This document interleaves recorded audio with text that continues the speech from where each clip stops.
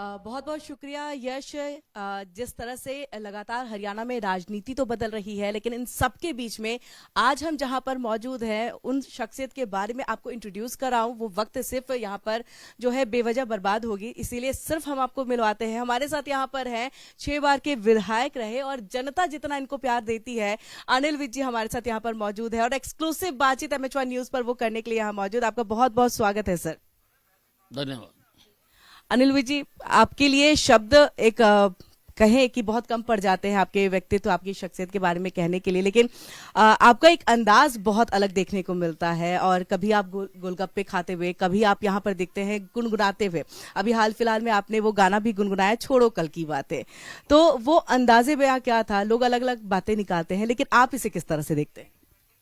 देखिए, आदमी को हर हालात में सम रहना चाहिए, एक जैसा रहना चाहिए।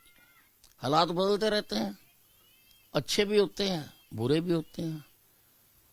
ये नहीं होना चाहिए कि बुरे आ गए तो उसमें उदास हो जाओ, अच्छे आ गए तो आप पे से बाहर हो जाओ। एक समान रहना चाहिए। इसलिए मैं लोगों के बीच में रहता हूँ और लोगों की तरह ही बिहेव करता हूँ। जैसे पहले थे आज भी वैसे ही है। लेकिन एक आपकी भविष्यवाणी हुई है अभी कि 4 जून को जो राक्षस है वो धराशायी हो जाएंगे। ये भविष्यवाणी आपने मतलब कैसे की और 10 से 11 सीटों पर आप आ गए कि बीजेपी को 11 सीटें जो है वो मिलेंगी? ये राहुल गांधी जी द्वारा कहा गया था कि हम तो शक्ति के खिलाफ लड़ रहे हैं, तो मेरे से वो प्रश्न किया गया था। तो मैंने कहा शक्ति के खिलाफ हम अपना इतिहास जितना देख लें, उसमें जो राक्षस हैं वो लड़ते रहे हैं हमेशा, और हर लड़ाई में राक्षसों की हार हुई है और शक्ति जीती है। और इस लड़ाई में भी शक्ति जीतेगी, राक्षस सारे धाराशायी हो जाएंगे 4 जून को जब नतीजे निकलेंगे। ये 11 सीटों का कैलकुलेशन कैसे लगाया? चंडीगढ़ भी तो हमारा ही है ना जी, उसको छोड़ देते हैं लोग। चंडीगढ़ हमारी राजधानी है, बिना राजधानी के तो कोई स्टेट होती नहीं है। तो वहां का भी मैंने कहा कि भाई 10 नहीं, हम 11 सीटें जीतेंगे, कि 10 हरियाणा की तो जीतेंगे और चंडीगढ़ की भी जीतेंगे। ये जो अभी हरियाणा में इतना सब कुछ बदलाव हुआ है, काफी उठापटक देखने को मिला है, कैसे देख रहे हैं और इसके पीछे क्या रणनीति, क्या स्ट्रैटेजी जो है वो एक तैयार की गई है? क्योंकि हम हमेशा से जानते हैं बीजेपी एक चुनावी मोड में रहते हैं, उनकी तरफ से कब क्या होता है ये समझ पाना आम लोगों के बस की नहीं होती है, चाहे हम मध्य प्रदेश, राजस्थान, कहीं का भी चुनाव देखें। लेकिन अभी हरियाणा की जो स्थिति है और वहां जो बदलाव हुआ है, कैसे देख रहे हैं सर इसे? देखिए, ये हमारे सारे यहाँ पर चीजें हाईकमांड तय करता है। एक तो हम पहले गठबंधन सरकार थे, तो वो गठबंधन अलग हुआ है और मुख्यमंत्री जी ने इस्तीफा दिया है। उसकी जगह पर नए मुख्यमंत्री बने हैं और उन्होंने अपनी कैबिनेट बनाई है। स्वाभाविक है, जब सारा, क्योंकि पहली सरकार ने रिजाइन दे दिया तो अगली सरकार तो बननी थी। रिजाइन के पीछे की वजह एक क्या स्ट्रैटेजी कोई थी या फिर एंटी इनकम्बेंसी फैक्टर रहा? नहीं, हाईकमांड उनको करनाल से सांसद की टिकट दी है, उनको वो लोकसभा में लेके जाना चाहते हैं।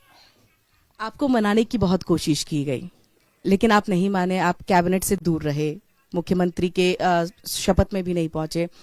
क्यों नाराजगी? नहीं, मैं रूठा ही नहीं। ये तो कोई ऐसी बात नहीं, ना किसी ने मेरे से बात की, ना मैं रूठा। इसके साथ अगर मैं दूसरी पार्टियों पे यहाँ पर जाऊं सर, समझना चाहूंगी, क्योंकि आम आदमी पार्टी और कांग्रेस जो है वो एक साथ मिलकर के हरियाणा में चुनाव लड़ रहे हैं। क्या एक चैलेंज अब यहाँ पर बीजेपी के लिए दिख रहा है, क्योंकि दोनों पार्टियां साथ में हैं तो उनका बेनिफिट ज्यादा होगा? देखिए, भारतीय जनता पार्टी बहुत मजबूत स्थिति में है और जो नरेंद्र मोदी हैं उनकी सारे देश में आंधी नहीं तूफान चल रहा है।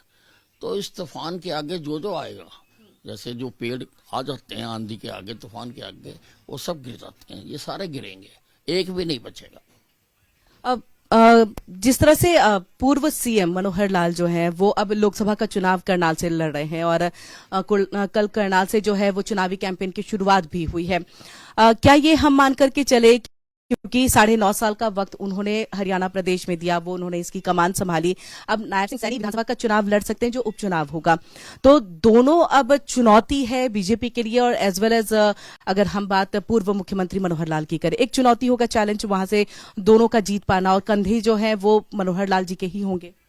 नहीं, कोई चुनौती नहीं है, उनका वो हल्का रहा है 9.5 साल, वहीं से उन्होंने 2 चुनाव लड़े हैं, और बतौर मुख्यमंत्री भी उन्होंने अपने हल्के को नर्स किया है अच्छी तरह से। स्वाभाविक है, जो अपना हल्का होता है उसमें ज़्यादा हो जाता है, तो उसका लाभ मिलेगा और बड़ी आसानी से दोनों चुनाव जीत जाएंगे।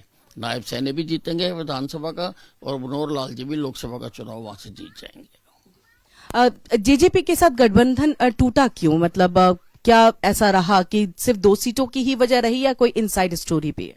नहीं, देखिए, हमें तो ये भी नहीं पता कि उनके साथ गठबंधन हुआ क्यों, क्योंकि वो भी हाईकमांड ने कहा और यहाँ हो गया गठबंधन।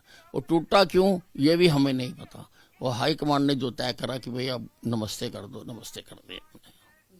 जिस तरह से अभी आपने कहा सर कि आपको पता नहीं कि गठबंधन हुआ क्यों, फिर टूटा क्यों, क्या ऐसा ही हुआ जब सरकार बदल रही थी, सीएम बदल रहे थे उस वक्त भी? क्योंकि आपकी तरफ से ये बात कही गई थी कि मुझे जानकारी नहीं कि हो क्या रहा है, वाकई ऐसा हुआ? नहीं, कम से कम मुझे तो जानकारी नहीं थी कि मुख्यमंत्री बदल रहा है। मुख्यमंत्री बदलना एक बहुत बड़ी बात होती है किसी प्रदेश का, और मैं वैसे भी सीनियर मोस्ट विधायक हूँ, लेकिन मुझे तो किसी ने नहीं बताया। मेरे सामने तो जब वो आई बात, वो बमछल की तरह आई, तो वो एकदम उससे आश्चर्य भी हो, क्योंकि I was not prepared for that. ये जो विधायक दल की बैठक हुई थी, जब 2 पर्यवेक्षक पहुंचे थे, अर्जुन मुंडा और ये एक और पर्यवेक्षक, तो उस वक्त में आपको वो बैठक के दौरान बातें पता चली थी? जी, जब हम त्याग पत्र दे के आ गए गवर्नर साहब को, मैं सीएम साहब की गाड़ी में ही गया था, और वहाँ से जब हम वापस आ गए तो उसके बाद पर्यवेक्षक आ गए। मुझे ये भी नहीं मालूम था कि कोई पर्यवेक्षक आने वाले हैं आज, लेकिन वो आ गए, और आकर उन्होंने कहा जी आपका मुख्यमंत्री मनोहर लाल जी तो अब दिल्ली जाएंगे, और यहाँ पर नायब सैनी को बनाया गया है। तो वो एकदम आश्चर्य था मेरे लिए। और कल जो मंत्रिमंडल का विस्तार हुआ, इससे पहले 5 मंत्री जो पूर्व में भी पहले रहे थे वही वापस से आए हैं सैनी जी के कैबिनेट में, और कल जो है 8 विधायकों को भी मंत्री पद की शपथ दिलाई गई है। इस मंत्रिमंडल को आप कैसे देख रहे हैं? क्योंकि आप वरिष्ठ हैं, आप समझते हैं हरियाणा की राजनीति को भी, जनता से आप बहुत क्लोज हैं। नहीं, अच्छा मंत्रिमंडल बनाया है, और जो नए साथी उसमें जोड़े हैं वो भी बहुत सक्रिय हैं अपने अपने क्षेत्र में। उससे ये जो नया मंत्रिमंडल बना है, इससे हरियाणा में विकास की गति और तेज होगी। अनिल जी, राहुल गांधी जी के बयान को कैसे देखते हैं? क्योंकि एक वरिष्ठ नेता के तौर पे हम उनको जानते हैं, कहीं ना कहीं गांधी परिवार से ये कि प्रधानमंत्री के तौर पर राहुल गांधी जो है उनको प्रेजेंट किया जाए, लेकिन जिस तरह की बयानबाजी आती है, अभी ये जब आपने भी ये कहा कि राक्षस धराशायी हो जाएंगे, इसके अलावा भी कई ऐसी बातें हैं जो ऐसी बातें कहे जाते हैं जो जनता की समझ से परे होता है, आप कैसे देख रहे हैं इसे? देखिए, अब कांग्रेस की ये मजबूरी है कि वो गांधी नेहरू परिवार को अलग करके जिंदा नहीं रह सकती है, लेकिन जिसको आगे प्रोजेक्ट किया जा रहा है उसकी कितनी कार्यक्षमता है, और क्या उसका थॉट प्रोसेस है, कितनी उसको जानकारी है, ये डिपेंड करता है। और वो समय समय पर उनकी उजागर होती है, वो ऐसी ऐसी बातें कर जाते हैं जो समय समय पर उजागर होती हैं। तो अब आगे आपकी तरफ से क्या चीजें रहेंगी? क्योंकि जनता के बीच में आप ऐसे ही जाते रहेंगे, जो आपका अब तक का अंदाज रहा है कि आप कभी भी उनसे परे नहीं हटे हैं, चाहे आप कितने ही बड़े इस पे चले गए हों, चाहे मंत्री बन गए हों, लेकिन आपने जनता का साथ और धरती का साथ नहीं छोड़ा है। तो अब आगे किस तरह से आप अपने तरफ से अपने लिए स्ट्रैटेजी जो है वो बना रहे हैं?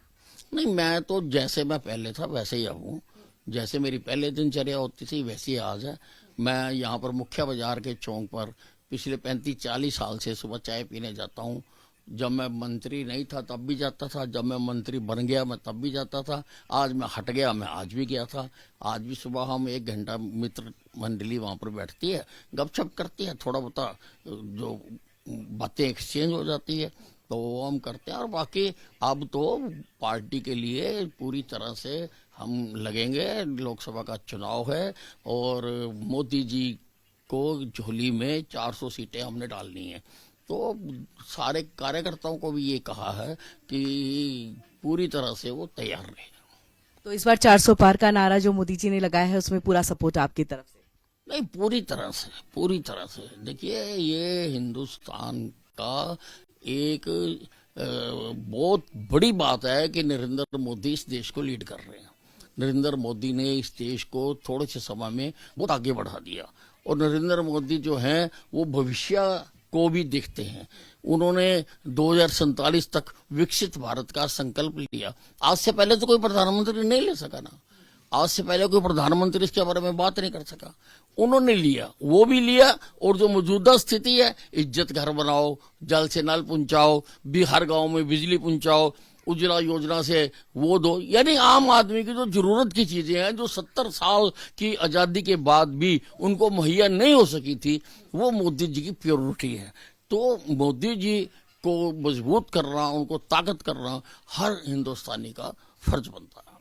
प्रधानमंत्री नरेंद्र मोदी ने एक ज्ञान जो शब्द है वो निकाला था अनिल विज जी, की उन्होंने कहा था गरीब, युवा, महिलाएं जो हैं और किसान खासतौर से इन पर फोकस रहेगा आने वाले चुनाव में।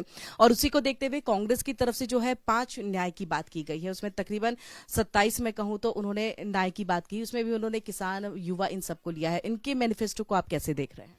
नहीं, अभी तो कांग्रेस का बन रहा है, अभी तो क्या बनाते हैं उसको, ये जो इंडी पार्टी बनाई है, अब वो कांग्रेस का मैनिफेस्टो होगा या इंडी का होगा, लड़ तो इकट्ठे रहे हैं। अब हर जो क्षेत्रीय पार्टियां हैं मोस्टली उसमें, अब वो किस हद तक इनकी बातों से सहमत होती हैं वो सारा देखेंगे जब बनेगा। लेकिन मोदी जी ने अपना क्लियर कर दिया कि किस किस वर्ग को उन्होंने फोकस करना है। उन्होंने बता दिया कि इसमें किसान को करना है, गरीब को करना है, युवा को करना है, महिला को करना है। वो उन्होंने बता दिया कि ये अगर मजबूत हो जाएंगे तो देश मजबूत हो जाएगा।